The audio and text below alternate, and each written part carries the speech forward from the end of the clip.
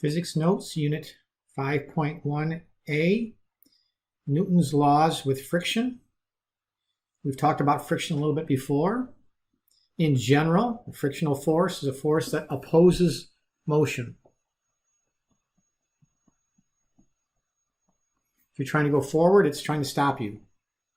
If you're trying to go up, it's trying to slow you down. Now, there are two general types of friction that we will address in this particular class. And first category is air resistance. Things that are falling through the air or going up in the air or going sideways in the air. But mostly we'll talk about things that are going up and down, but it could apply to things going side to side. Now, air resistance depends on two main factors. First of all, it depends on the speed of the object that's flying through the air.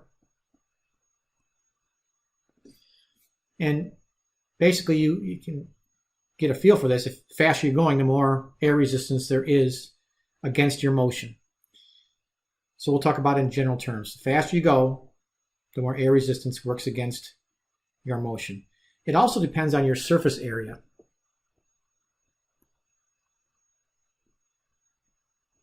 The aerodynamics. And there's a lot of engineers that they pay a lot of attention to this, like, for cars and trucks, they want to be aerodynamic so you get good gas mileage and things like that. So those are the two main things, speed and surface area. In sections 2 and 3 of chapter 5, which we're not going to do in this class, we're going to skip those, they get into a more detailed explanation of how these are calculated specifically with what's called drag, the drag force. If you want to get into the particulars, you can read those two sections. I mean, it's interesting, like with speed, this like when you ride a bike. When you ride a bike, the faster you go, the harder it is to go faster because the air resistance gets so great after a while. And this is really important for especially like elite athletes, like Olympic swimmers, downhill skiers. The type of clothing they wear all has aerodynamic properties with the surface area and the way the air flows over these. A bicyclist, how they crouch on the bicycle, what they're wearing, the shape of the helmet. All of these things are contributors that then are wrapped up in this speed and surface area. One of the interesting things about the speed, in general, if you double your speed, you have basically 4 times the air resistance or drag force. In other words, if you're riding your bike at 10 miles per hour, there's a certain air resistance against you. But if you ride your bike at 20 miles per hour, basically you're working against 4 times the amount of air friction. That's why these elite athletes are very, very aware, bicyclists in particular in this case, of the shape of how tight their clothes are, the shape of the spokes of their bike and the frame of the bike, and how they're crouched over in their helmets, because this becomes a big deal when you're an elite athlete, when you're just shaving off seconds or even milliseconds to your times. Even sprinters, the clothing you're wearing can affect the air resistance. That's one of the things you're fighting against. But we're not going to get into the particulars this year. Once again, if you want a more detailed explanation, there's some fun things to look at, which applies to, like I say, these elite athletes in the later parts of this chapter. We're just going to be doing section 1 of chapter 5 this year. Now, in general, well, really in specific, the air resistance does not depend on the weight or mass. Does not depend on your mass or weight. Now, because heavy things that are falling tend to be less affected by air resistance, a lot of times we think that it does depend on your mass, but it doesn't. For example, you can have, here's a couple examples. You could have a light thing that falls faster than a heavy thing. Like if you take an arrow from a bow and arrow and you drop it from a high cliff, it's going to build up a lot of speed. Or if you take a big air mattress, all right, which is heavier than an arrow from a bow and arrow, it's going to be more affected because it's got a bigger surface area. It's going to have to be more affected. So heavier things can be more affected, but usually they're not. Other good examples is sometimes, or for example, a parachutist, 150-pound parachutist, 700 newtons-ish. They jump out of an airplane, At first, they fall really fast. They get up to what's called the terminal speed. But once you pull your parachute and the parachute opens up, your mass is still what it is. Your mass hasn't changed, but you slow down because of the additional air resistance against all the surface area you have now. So, for example, if you drop a golf ball out of an airplane and you drop a person with a parachute out of an airplane from high up, the golf ball will get to the ground first, even though it has less mass. So you can give a whole bunch of examples where heavier things actually fall slower than light things. But in general, if you take the surface area out of the equation, heavier things are going to build up more speed, typically, for any given surface area than a lighter thing. So it'll build up more speed and will get to the ground first. It'll be less affected by the air resistance. Another example here down at the bottom, two trucks going down the highway, same identical trucks, same surface area, side by side, going the same speed. One truck is loaded with heavy things and it's in the trailer that comes behind it. The other one is empty. Both trucks going the same speed, side by side, or even if they're not side by side, same speed going in the same direction with the same surface area, will have the same exact air resistance force trying to slow them down, even though the one truck is heavier than the other. It might be twice or three times as heavier because it's loaded. Once again, air resistance does not depend on the mass. It depends on your surface area and your speed. Bigger surface area, more air resistance. Bigger speed, more air resistance. It will be a force. It is a force. All right, the one that we'll actually spend more time on is contact force, things that are rubbing together. All right, like you rub your hands together or you slide a book across the table. That's contact friction, rubbing friction. And the contact friction depends on, once again, two main things that are different than for air resistance. The contact friction depends on the roughness of the two surfaces, or you could say the texture of the two surfaces. And it's basically the texture of both surfaces. It also depends on the force that presses them together, what we call the normal force. Normal force. All right, we've talked about normal force before. It's a perpendicular force. And let me give you some examples. A lot of times the normal force is gravity that sticks the two surfaces together. But a good example of normal force would be like if you take your hands and you put them side by side and push them together. And I'm going to slide my hands up and down. If I slide my hands up and down, there's friction. And if I push harder, if I push sideways, perpendicular to the sliding motion, that's the normal force.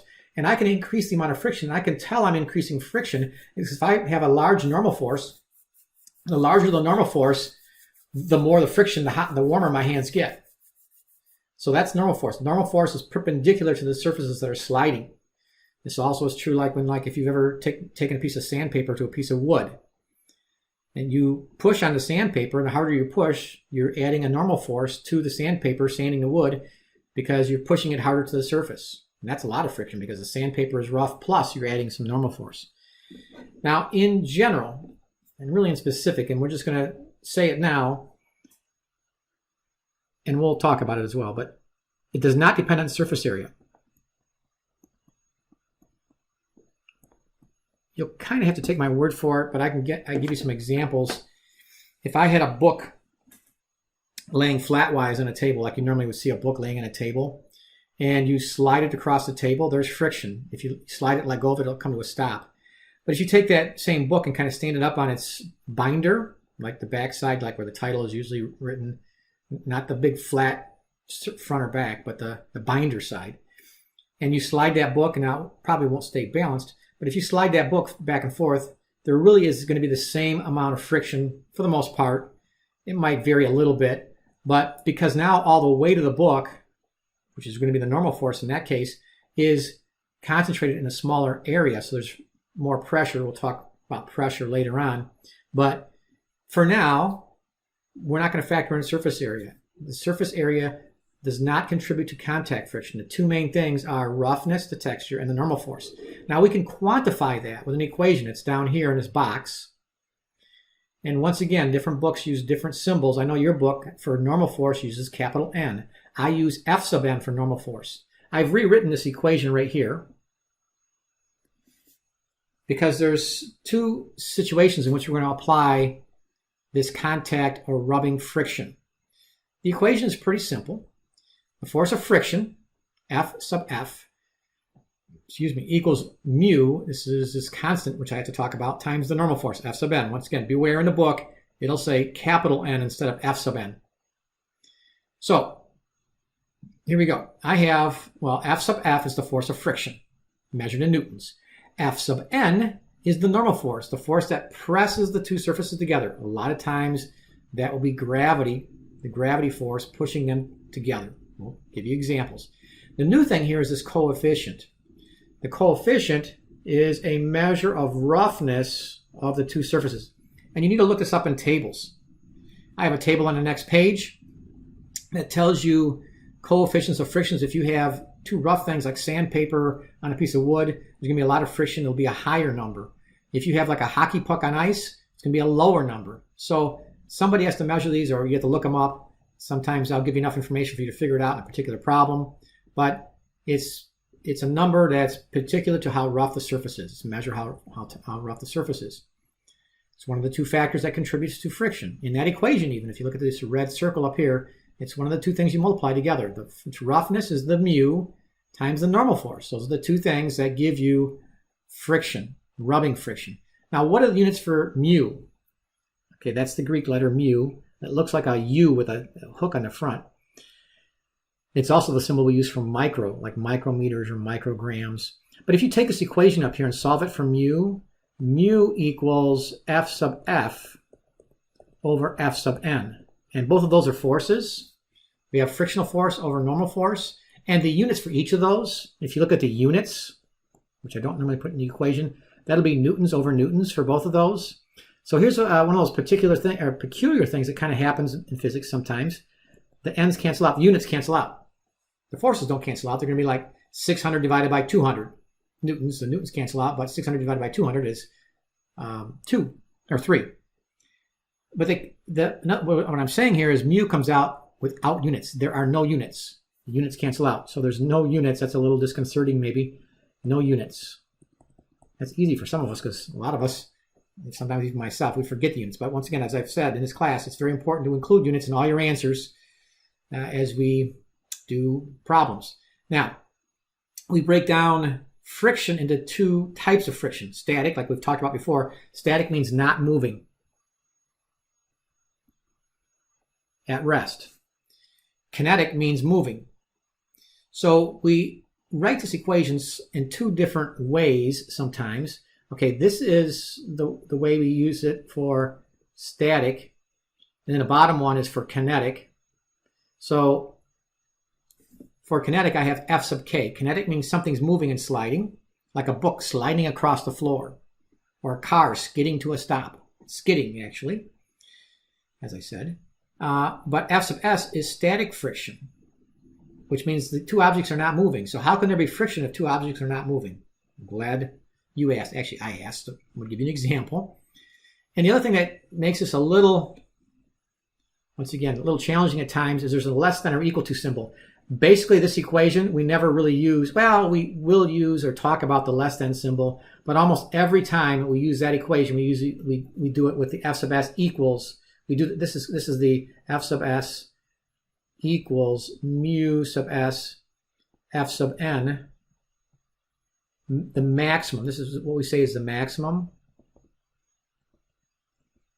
That's the maximum static friction. When we use that, when we set the equal sign instead of the less than. So you can, F sub s can have a maximum. It's maximum when you have an equal sign there. So now I'm going to give you the computational example. Oh, here's the, I'll give you the computational examples. But here are some numbers, some coefficients that are published, and they can vary a little bit. And a lot of times they're just 1 sig fig. Even though we'll probably give our answers to 2 sig figs or 3 sig figs. Try not to do 3 sig figs. I've been doing 2 sig figs all year long, and I'll still do 2 sig figs. But really, to the letter of the law here, all your answers should have 1 sig fig. And that's tough to deal with sometimes because your answers get really rounded off.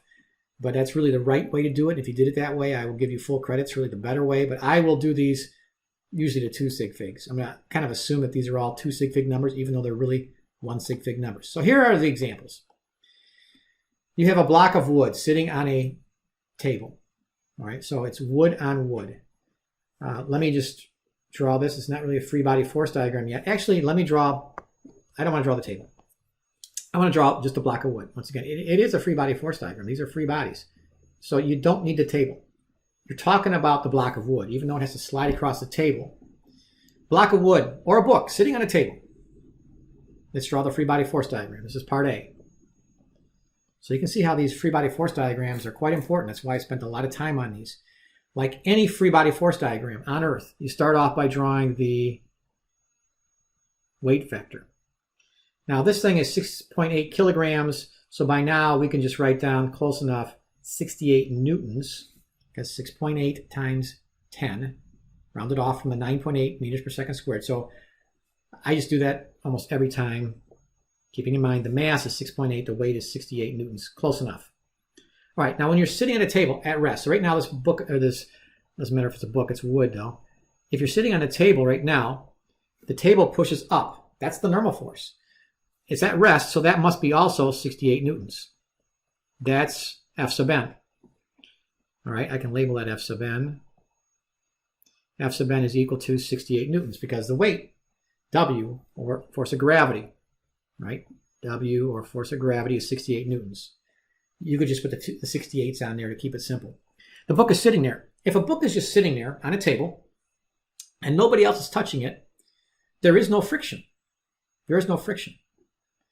However, if somebody comes along and starts pushing the book, or anything that's sitting on a floor, it could be something heavy or a big box. It could be a small box, or anything that you're going to push across the floor. A refrigerator, you're going to push it. There's some resistance because of friction. Also because of the mass of the object, but because of friction. So somebody comes along and tries to push this thing with a force, F, force of push. Well, when you come along and push it forward, okay, there's some resistance, not only because of the mass of the object, but from a force standpoint, because there's friction. If I try to push to the right, there will be friction to the left. I'm going to call that force of friction. In this case, static friction. So I'll call it F sub s. That means static friction, F sub s. So here's the thing. As I mentioned a few minutes ago, static friction has a maximum. So my maximum static friction, I typically calculate that just by plugging in to that equation above on the previous page. And that is, I use this equal sign. The static friction is maximized when I put an equal there, not a less than, equal to mu times F sub n. In this case, it tells me in the problem that F sub s maximum here, the mu is 0.5. The normal force is 68. So the maximum static frictional force is 34 newtons. 34 newtons. Whoops, that's not really my answer yet. It says, what is the minimum force that will cause the block to slide? Actually, that is the answer, but let me talk about that. So here's where the concepts come in with friction. Because the first few times you go through this, you really got to keep reminding yourself of this. Here's the deal. If that book is sitting on a table and nobody's pushing on it, there is no friction. But if I push to the right on this book with a force of 5 newtons, with a force of 5 newtons to the right, because I can control how hard I push on the book will not move, because friction can match me up to a point. If I push with 5 newtons, friction is not going to be 34. That's the maximum value of friction can be in this case, static friction, before the book starts to move. So if I push with 5, friction is not going to be 34, because if friction was 34 and I push with 5, there's a net force. Friction is actually beating me. It would accelerate opposite my hand. That's impossible. So if I push with 10 newtons here to the right, friction, it's not a living thing and it's not smart, but it will match that friction. If I push with 10 newtons, it will push back with 10 newtons, keeping the book at rest, because F net would be 0. Because at rest, you have to have a net force of 0. I can push with 20 newtons, book won't move. I can push with 30 newtons, book won't move. The frictional force will match me up to its maximum. And when I push with 34, now I'm at the, that's going to be tricky. Will the book move or not? If I push with 34, friction's now maximized. That's the most it can work against me, static friction, it will match me. So we do say that this is the point at which the book will start to move because, for example, if the maximum friction is 34, what would it take to get the book to move or to start accelerating? I have to beat it. I have to get a net force. Well, what if I push with 34.1? Well, that beats 34. And now we get into a sig fig issue as well, but 34.1 beats 34. So yeah, it would start to accelerate because I can beat this number because friction maxes out at 34. Certainly 35 or 36 would work because that's obviously more because friction then cannot go higher than 34. But what about 34.01? Would that actually get the book to move? Yeah, because that's more than 34. And once again, you get into this argument about sig figs. So just to kind of quash the argument, we say, okay, this is the number we're looking for. It's going to take at least that much force or anything more than, even a hair's breadth more than that. But I would take that as the answer. Any book will say that's the answer. That's the minimum force. The minimum force to get the book to slide, to start moving. Anything more than that, because anything more than that, 35, 36, 37, will make the book move because that's the maximum friction. Now, the thing is, in this problem, once the book starts to move, now there's no longer static friction. Static friction tends to be a little greater than kinetic friction. The coefficients are different. So in part B, once the book starts to move, I'm going to draw a new diagram. You don't have to here, but I have 68 newtons. It's still the same book. And 68 newtons. But now the book is moving, or it's starting to, it accelerates, all right? Because I am pushing, so now I'm pushing with 34 newtons. Once the book starts to move, now the friction changes from static to kinetic. And it's the same equation, but it's a different mu. The mu is less. For kinetic, this 0.5 now is a 0.3. So kinetic friction is going to be less than 34.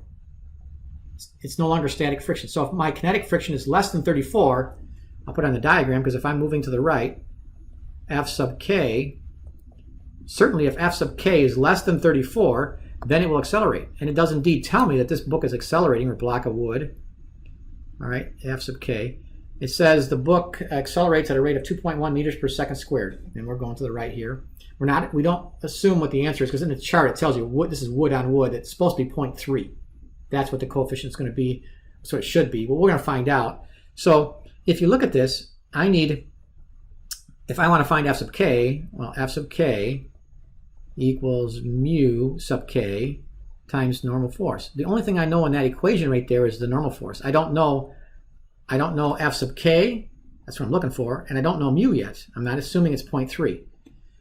So I got to find what it is. So now I go to Newton's second law. Newton's second law, so this is a little review, F net equals ma. F net equals ma. So it tells me in this problem that the acceleration is 2.1. I know the mass, and F net, once it starts to move, or I have this picture here right now, left and right, F net is big force, 34 is bigger than F sub k, so the net force is 34 minus F sub k, which is smaller than 34, equals the mass of this block, which was 6.8, times the acceleration now given, 2.1. So I know everything but F sub k, so I can figure out F sub k. Comes out here in this case, hopefully this is right, 22 newtons. That's the force of kinetic friction. It's less than 34. Once I know that, now I can come over here, oh boy, and plug that into the friction equation, kinetic friction. I have 22 newtons of kinetic friction equals mu sub k, and the normal force is still 68. So I have my friction coefficient times 68, simple division, 22 divided by 68, mu sub k, you can just draw a U, but it's kind of a U with a special hook in the front, or an extra hook in the front. It comes out to be, hopefully I did this right, 0.32. And if you want to go to 1 sig fig, it does come out to be 0.3. I'll let you go to 2 sig figs. No units, as I've said. So that's the coefficient of kinetic friction here for this particular scenario to 2 sig figs. All right, let's do a couple more examples. You have a crate. And once again, we're practicing a lot of the things we've talked about, free body diagrams and so forth.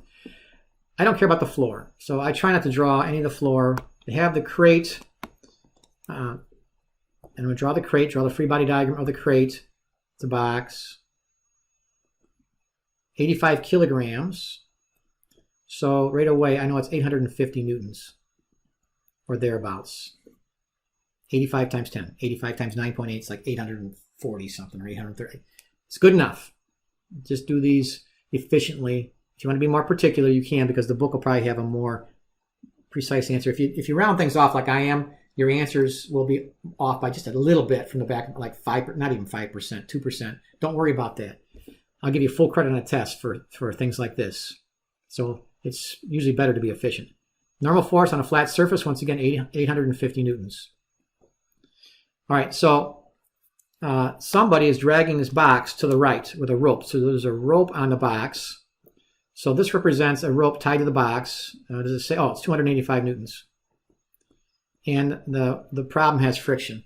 And usually the problem will say it's a smooth surface or a frictionless surface if there's not friction, or will include clues about the fact that there is friction. Here, it does say, it says calculate the coefficient of kinetic friction, but we even know that there has to be friction because it says we're applying this 285 Newton force and the box is moving with a constant velocity.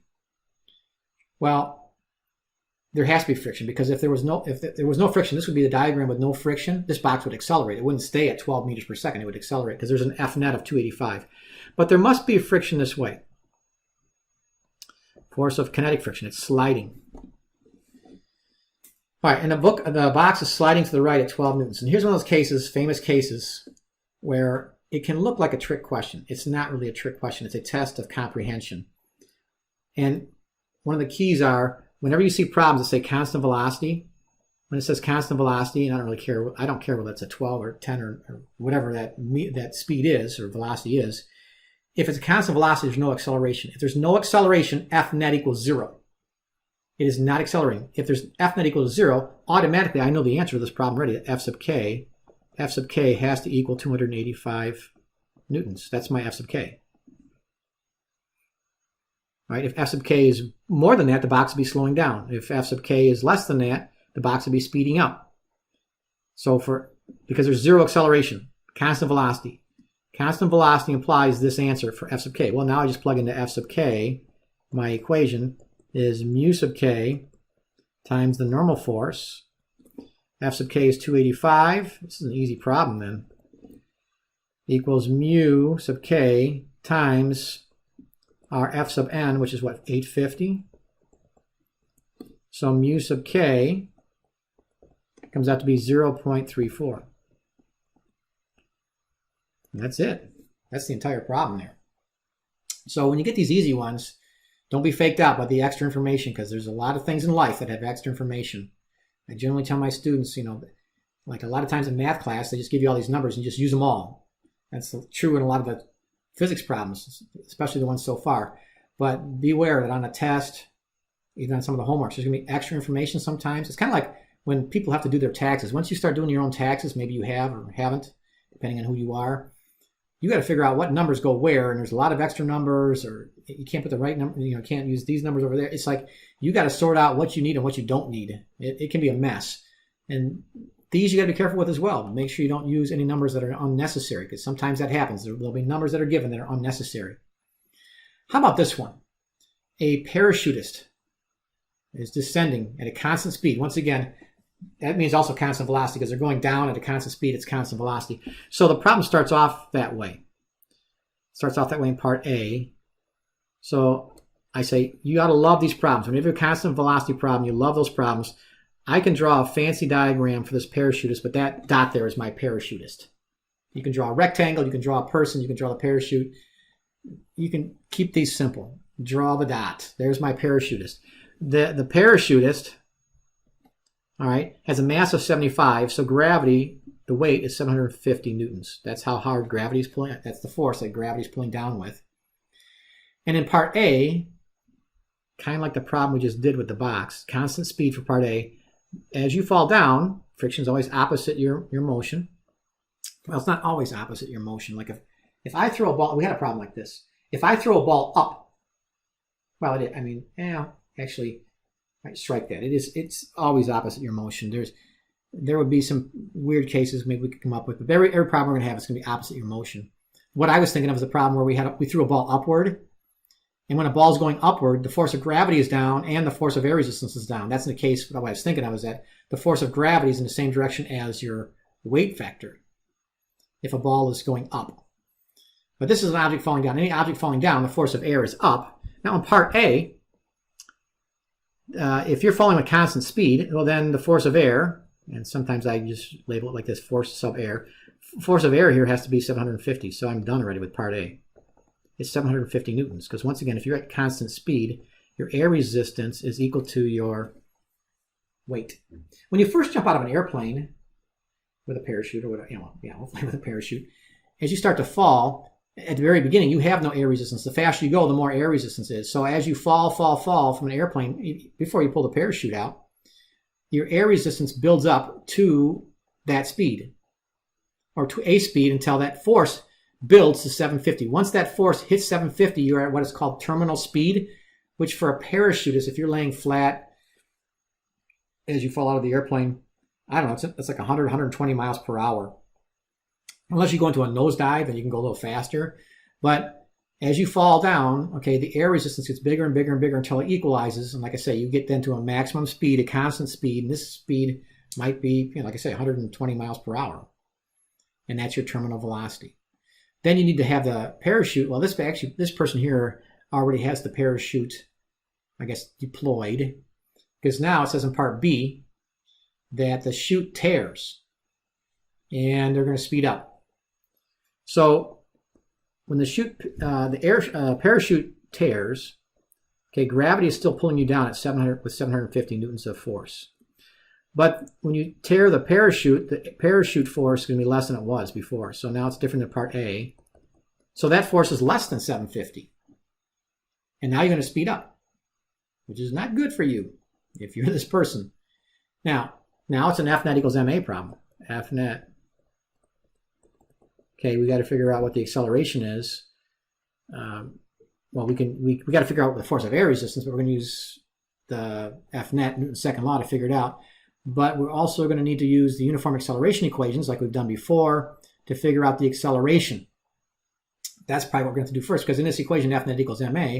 Well, F net is going to be 750 minus F air equals the mass of this person, 75, times the acceleration. So we have two unknowns, the force of air, which we're looking for, and the acceleration. But we can go back to the acceleration equations, which I'll go over to the left here and do this, so I have space. All right, so I have, this is for part B. I have V0 is, your initial velocity is 16 meters per second. And V final is 26 meters per second. And the time is 3.2 meters per second. And we're looking for A. And really what you're using is the equation, I think it's the third equation on that list if you look back at that list, and that is V sub F equals V sub I plus AT. And once again, that's just really a formulation of the definition of acceleration. I think I've mentioned that several times. But V sub F here is 26. V sub I is 16 plus A times 3.2, right? Yeah. So A, the acceleration, the average acceleration, assuming it's constant here, is 3.1 meters per second squared. That's an important number. I'll circle it. But I'm going to bring that back up here, and then plug in, because now I know everything except for the force of air. So I have 750 minus, that's a 750, minus the force of air equals 75 times the 3.1. So I'm going to have 750 minus the force of air resistance equals 230, I believe. And you rearrange things, you get the force of air resistance here equals 520 newtons. So you speed up.